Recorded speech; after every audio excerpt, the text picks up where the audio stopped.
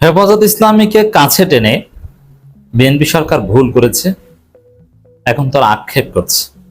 একই সাথে এই আলেম ওলামাদের ক্ষেত্রে জামাতের জন্য একটা জরুরি সতর্কবার্তা।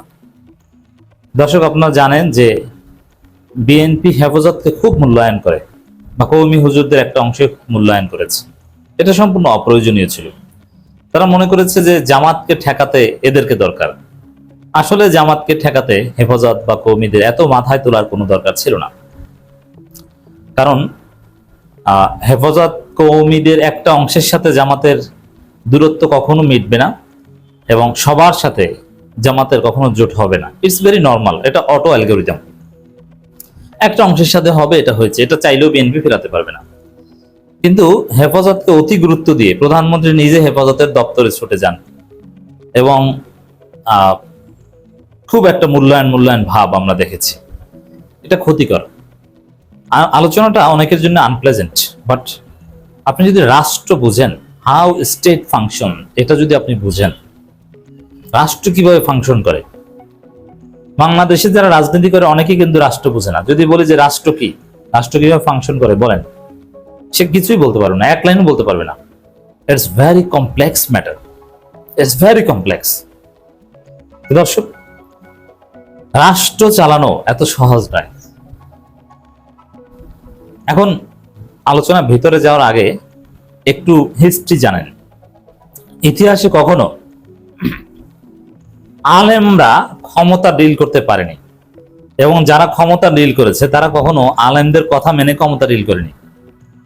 কখনো হুজুরদের ফতোয়া মেনে ক্ষমতার পরিবর্ধন কিছুই হয়নি। ক্ষমতা চলেছে ক্ষমতার মানহাজে, পরবর্তীতে আলেমদের মাধ্যমে সেটার বৈধতা দেয়া, পরবর্তীতে আলেমরা সেটা নিয়ে গবেষণা করেছে। বাট ফতোয়ার উপর কোনোদিন যুদ্ধ, ক্ষমতা এগুলো নির্ভর করে না। দেখেন, এখানে একটা বিষয় যে আমরা ফতোয়ার বিরুদ্ধে বা ফতোয়ার কার্যকারিতা নিয়ে প্রশ্ন তুলছি এবং মিউজিক জায়েজ না হারাম এটা নিয়েও ফতোয়া বুমেরাং হয়েছে কথা বলেছি। অনেকে বলতে পারেন যে ভাই আপনি কি মানে ধর্মবিরোধী বা ইসলাম থেকে খারিজ হয়ে যাচ্ছেন কিনা। না, দেখেন, মোটেই না। কারণ ফতোয়া মানার কোনো অবলিগেশন আপনার উপর নাই। ফতোয়া তো এটা একটা মতামত, আলেমদের একটা রুলিং। আপনার প্রতি বাধ্যবাধকতা কোরআন এবং হাদিস মানা, আল্লাহ রাসূলের নির্দেশ মানা আপনার জন্য বাধ্যতামূলক। কিন্তু আলেমদের ফতোয়া, একই বিষয়ে নানান ফতোয়া আছে, আপনি এইটা মানছেন না আরেকটা মানবেন। আলেমদের দরকার, ফতোয়া দরকার, কিন্তু কোনো একটা গোষ্ঠীর ফতোয়া আপনার উপর কখনো অব্লিগেটরি না। যে ফতোয়াকে যদি আপনি প্রত্যাখ্যান করেন, এটা ভেরি সিম্পল, করতে পারেন আপনার জ্ঞানের আলোকে, এর অধিকার রয়েছে। এই জন্যই তো ইসলামে অনেকগুলো স্কুল অফ থট, অনেকগুলো মাযহাব। কখনো কোনো বিষয়ে আলেমরা কোনো বিষয়ে কখনো ইজমা বা ঐক্যমত হতে পারেনি। একটা অংশ ঐক্যমত হয়েছে বা কেউ কেউ দাবি করেছে যে এই বিষয়ে ইজমা হয়ে গেছে, কিন্তু আসলে প্রকৃতপক্ষে কোনো ইজমা হয়নি। ইজমা শুধু কোরআন হাদিসের বিষয়।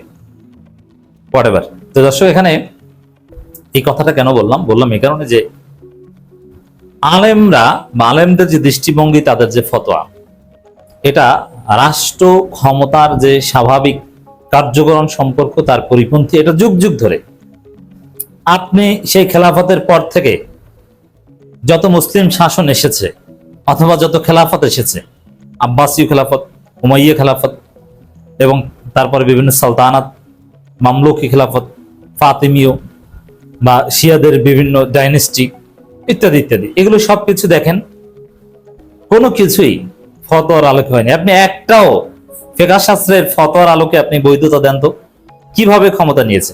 এমনকি এই উপমহাদেশে যেভাবে ইসলাম এসেছে, ইসলামী শাসক মুঘলরা এসেছে, আপনি এটা ফতোয়া দিয়ে বৈধতা দেন তো, আপনি এর কুল কিনারাই পাবেন না। কিন্তু পরবর্তীতে কিন্তু আলেমরা এটা মেনে নিয়েছে। তা ক্ষমতা কিভাবে অর্জন হবে এটা কখনো আলেমরা ঠিক করতে পারে না, কোনো ফতোয়ার সাথে এটা মিলে না। রাষ্ট্র কিভাবে চলে, কি চলবে, কোন ভাবে কি ডিল করতে হবে, কারণ রাষ্ট্র একটা কমপ্লেক্স বিষয়, এটাও সরাসরি এই ফতোয়ার মাধ্যমে চলে না। যারা রাষ্ট্র চালায় তারা জানে যে কি করতে হয়। তো এই জন্যে এই ফতোয়া দেয় যাদের কাছে। একজন আলেম ভার্সেটাইল হতে পারে, একজন আলেম একই সাথে তিনি রাজনীতিবিদ, স্টেট বুঝেন, রাষ্ট্র বুঝেন, যেমন ডক্টর আফহামা খালিদ টাইপের যোগ্য আলেম হতে পারেন।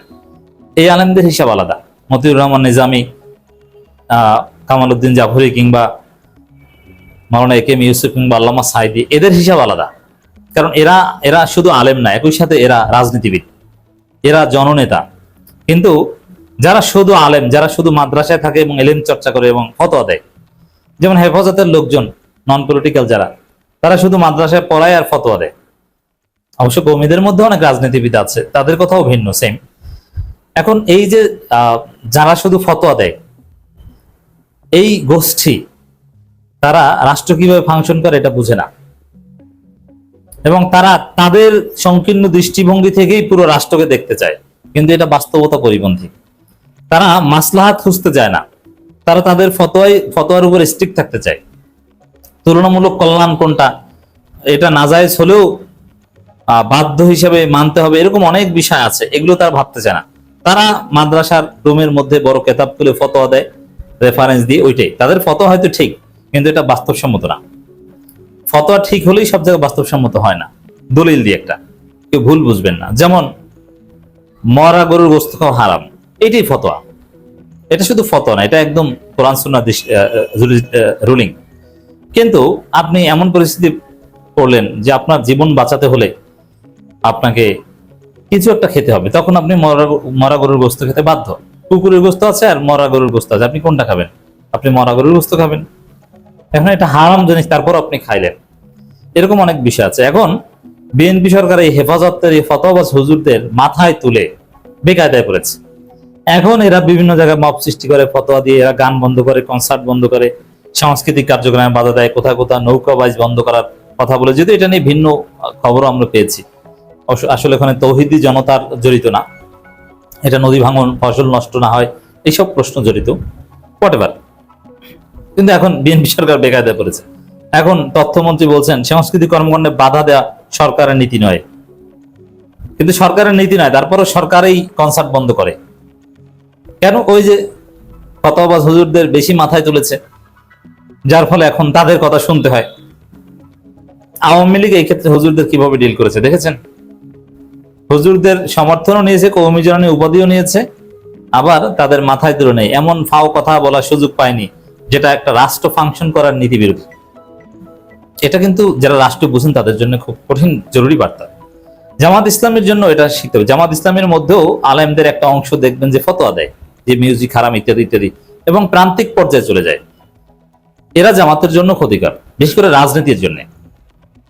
এই ধরনের দৃষ্টিভঙ্গি নিয়ে আপনি রাজনীতিতে প্লুরালিজম ধারণ করতে পারবেন না, বহুত্ববাদ ধারণ করতে পারবেন না, আপনি রাজনীতিতে এক্সিস্ট করতে পারবেন না, টিকতে পারবেন না, ক্ষমতা আসতে পারবেন না, বাধা সৃষ্টি করবে। এই জন্য এই হুজুরদের আমরা রেসপেক্ট করব, তাদের কথা শুনবো, অবশ্যই তারা আমাদের মাথার তাজ, কারণ তারা এলেম কোরআন হাদিস বুঝেন, আমরা তো বুঝি না। কিন্তু আমরা যারা রাষ্ট্র বুঝি, রাষ্ট্রটাকে রাষ্ট্রের মতো চালাতে দেন। পৃথিবীতে কখনো হুজুরদের ফতোয়ার মাধ্যমে রাষ্ট্র চলে নাই, চলে না। অতএব তাদেরকে হোক জামাতের মধ্যে কিংবা বিএনপির হেফাজত সম্পর্ক, অতি ফতোয়াবাজ হুজুরদের কখনো মাথায় তোলা যাবে না। তাদের বাউন্ডারি নির্দিষ্ট করে দিতে হবে। তাদের মাথায় তুলবেন তো আপনি নিশ্চিত বিপদে পড়বেন, লিখে রাখেন।